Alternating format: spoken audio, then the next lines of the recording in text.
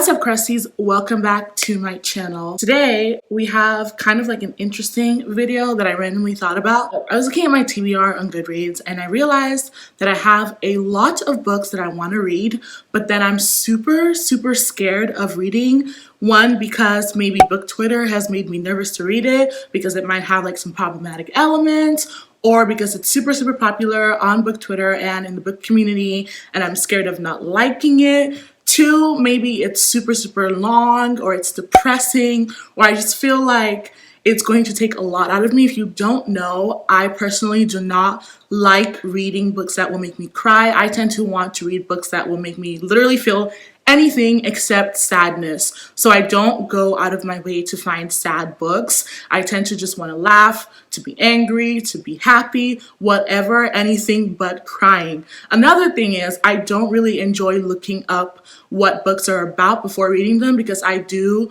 find that when I look books up before reading them, I have very high expectations, and that never ends well for me. Every time I expect a lot from a book, I'm disappointed, then I'm angry, then I give it 1 star, and I have to continuously explain my hatred for that book, and it's just sad. So now I've just learned to look up as little as possible, to do the minimal, like literally the least research I could possibly do. A lot of the books I have in my TBR nowadays are either books that my friends have recommended me or that I heard someone talk about in a video that they made, and then I just literally go to Goodreads, look up the title, and add it to my TBR. So if you're wondering if there's a rhyme or reason for how I read books, there isn't. It's just not how my brain functions. But seeing all these books on this list, people talking about them on Twitter, people talking about them on Instagram and on BookTube, I have been getting very nervous to read them, even though they are like top priority on my TBR and top priority of what I want to read.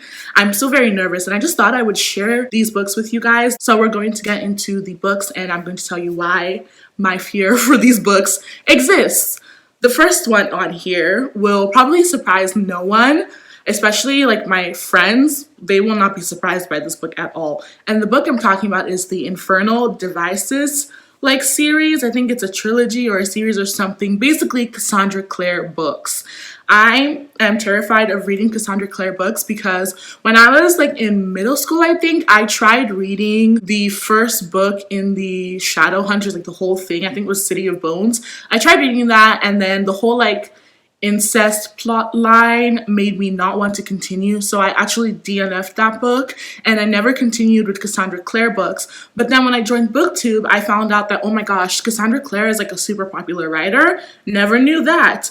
And I have heard from so many people that the Infernal Devices series is probably like the best ones to start out with. Like, don't even bother reading City of Bones and all of those other books, just start there. And so I really do want to try out those books, and I'm really scared of not liking them and of feeling the sense of dread that I felt when I was reading City of Bones. And just, I don't know, I'm just scared to read them because they're such like highly acclaimed books. A lot of people love them. Literally, people make Shadowhunters their personality trait, which I would too if they were my favorite books. Next, I have A Little Life. This book is top priority. I'm thinking about reading it in June with some friends.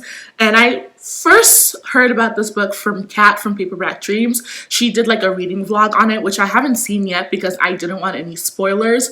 But after Kat posted that video, I've just seen so many people reading it, giving it 5 stars, really loving it. But the thing that scares me about reading this book is that I've heard it literally crushes your soul. And like I said earlier, I don't really go looking for books that will crush my soul and make me sad and make me contemplate my entire existence. So this one makes me super nervous because I don't know if it's going to be the kind of book that will just make you sad while you're reading it, and then you'll like think about life and you'll wonder about all your mistakes and all your choices, because I think this book follows like a group of people over the course of many years, and I do love such themes in movies. Oh my goodness, I love such themes in movies so much, and so that's why I'm like super interested in this book. But then I'm super scared because first of all, I've heard it's a thick boy, like I don't know about that. And also the sad thing, I'm like, will it make me sad to the point where like I can barely function after reading it, or is it sad and like you really think about life and you're like, oh my god, wow. So I don't know.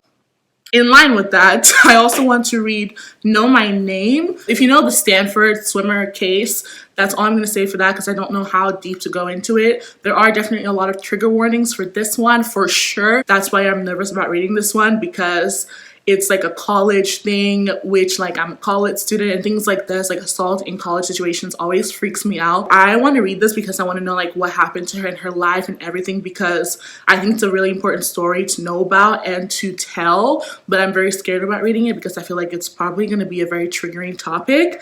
But yeah, next I have My Dark Vanessa. This one I know follows a college student who falls in love with her professor or something like that. It's like a student falling with her professor, but then it's like a lot of different things happen and she has to figure out internally like what does that relationship mean, like what's going on. And I've heard from a lot of people that this one is super depressing and like really hard to, you know, kind of like process, and it's really painful, kind of similar to A Little Life. I initially did not know that this was a different book from A Little Life because the covers are very similar, and so a lot of times I was getting confused between the two of them. But I saw My Dark Vanessa on Hoopla and I was like, oh my gosh, I really want to read this. And so I want to read it, but also in line with the really sad, depressing theme, I'm like, what kind of sad book is this? Will I literally be incapable of processing things after reading this, which I'm barely capable now? So who knows what's gonna happen if I read this book? I don't know. But it's also on my TBR for June, so I really hope I get to read it. Next, I have House of Earth and Blood, which is the Crescent City, first book in the Crescent City series, trilogy. I don't know what Sarah J Maas is making it, but it's the first book in that whole series.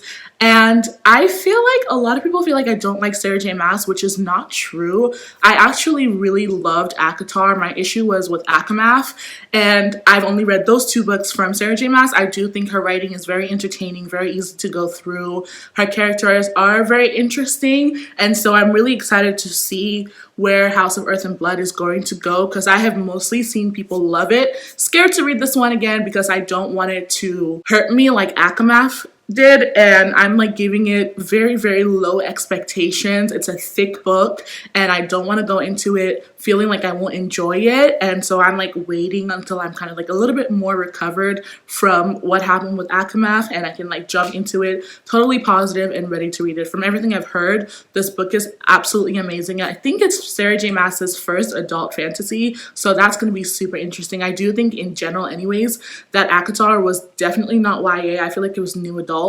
So yeah, I don't know. So this one is kind of like way down the line, but I'm still kind of scared to read it because of all the things I've seen on social media since it recently came out. And this book is A Ballad of Songbirds and Snakes.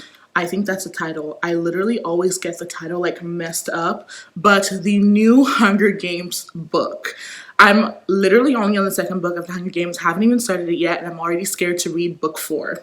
Love that for me. The reason why I'm scared to read this one is just because reading this series as a newbie, like I'm obviously gonna read all 4 of them as they're all out. Like I'm not like everybody else who read them maybe like years ago when they first came out and has all this attachment with their youth and like maybe it was the first series they ever read and things like that. I'm just going to be reading it through, and so I'm scared because I don't know how I feel about any of the characters. Like Snow, I don't really know how I feel about that, and I don't know if I'm going to be like that one person that's like, oh yeah, we love Snow because I read the whole thing throughout. You know what I mean? When you get a villain story and you kind of now like them, because that happened to me when I read the Lunar Chronicles and I read Queen Lavanna's story. I all of a sudden didn't hate her anymore. I was like, oh, I see where she's coming from. And so I don't want to be like that one person that's like, oh, I see where Snow's coming from. So what's your sentence for her? Electric chair.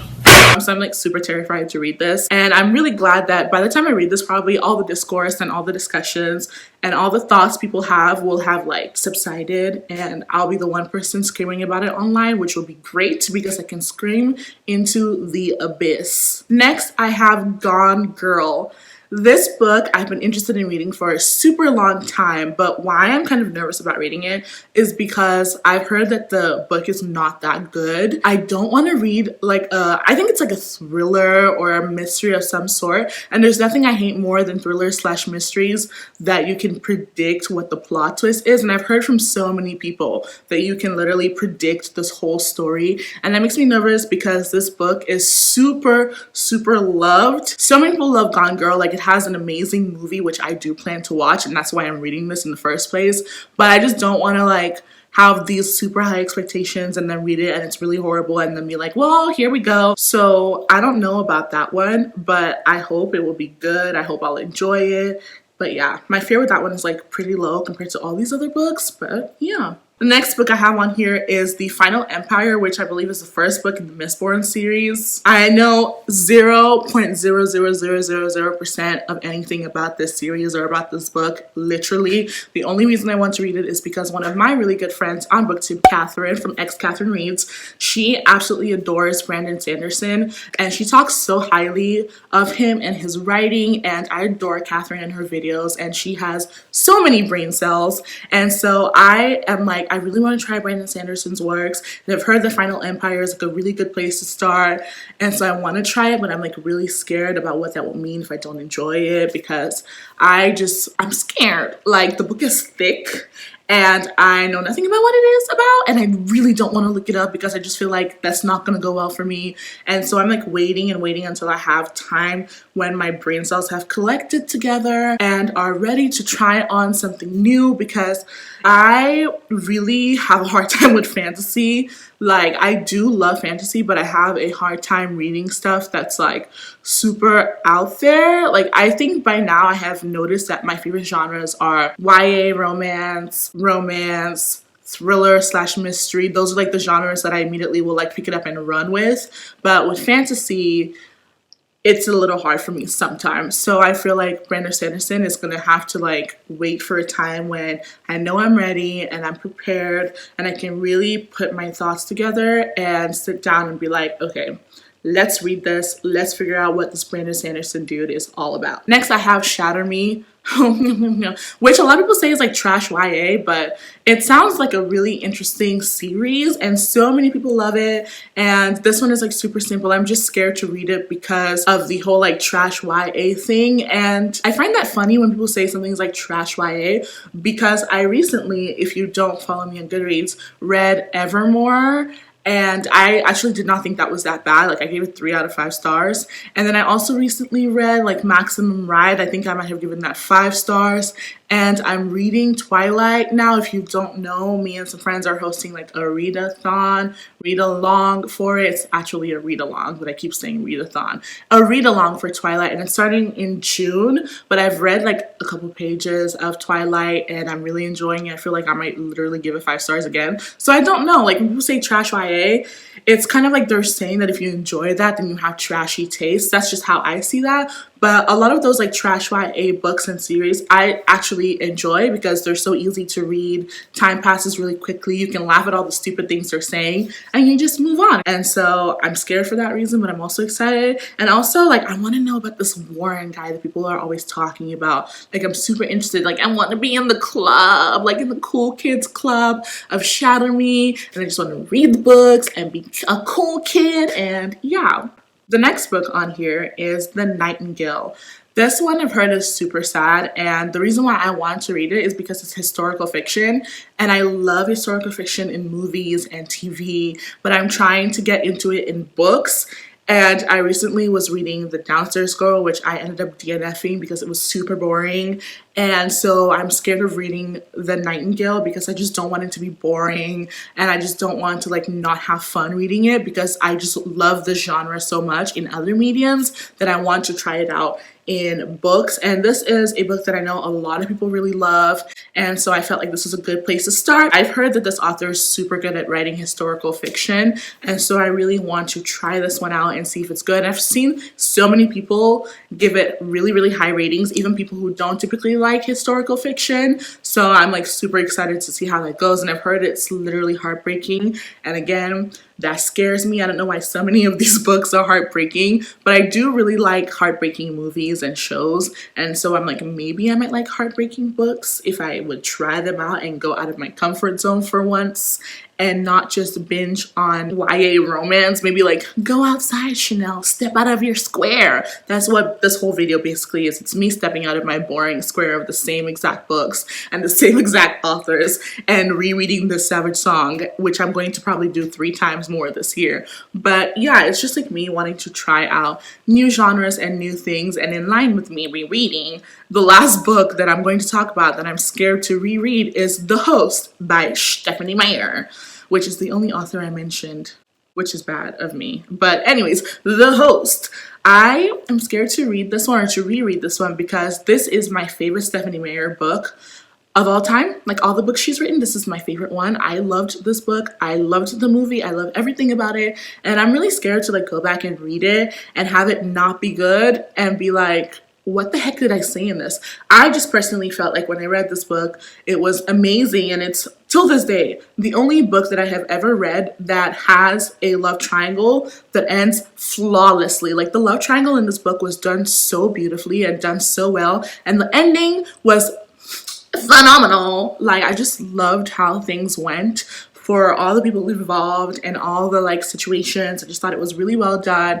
And so now, like if I was to read it as an adult, as a grown woman, as a grown girl, like will I enjoy it? Will I think it's dumb? Even though I still love like trash YA or trash paranormal. I think it's paranormal. I don't know. But even though I love trashy books, quote unquote, I don't know, like, will I still enjoy this? Like, I personally do not hate love triangles. I think they can be done well. Like, any trope can be done well. I used to think that there were bad tropes that could never be done well. But there are definitely tropes that could be done well. It just depends on how the author, you know, executes it, how the story goes, how things end, what kind of characters are following those tropes. So I'm very interested to see like what will I think about this now, even though I still love triangles. I still like, I know how the story pretty much goes. I don't remember much because I read this like probably 10 years ago. Brain cells are not on fleek. So we'll see. But yeah, those are all the books that I am afraid to read for one reason or another. I hope you guys really enjoyed this video. I've been like kind of thinking about what kind of videos to film because I'm very used to vlogging in situations where I can like go outside and like sit at Starbucks and give those aesthetic views and like, you know, walk around and do a lot of different things. And now that that can't happen, I feel like super stumped for vlogs. So I'm like, I'm just gonna be sitting here in my apartment, like in my room, being like, hey guys, here's my 5-page update. And it's weird because I feel like I've been seeing a lot of booktubers vlogging and their vlogs are so entertaining. Like they're still so entertaining even with the way things are going right now. And then I think like, okay, what would I do? And then I'm like, what would I do? I don't know. I don't know what I would do. So when I think about stuff like that, I'm like, so yeah, it's probably going to be like a lot of sit down videos, but I hope you guys enjoyed this video. I hope it entertained you. I hope that you are not as afraid as I am to read any of these books, and if you have read any of them, please let me know what you thought about them down below. Comment if they're on your TBR, if you've already read them, whether or not you hated or loved them. Let me know and let me know why, just so I can laugh and hee hee ha ha with you guys. Again, thank you so much for watching. I hope you have a wonderful day. I will see you in the next video. Goodbye.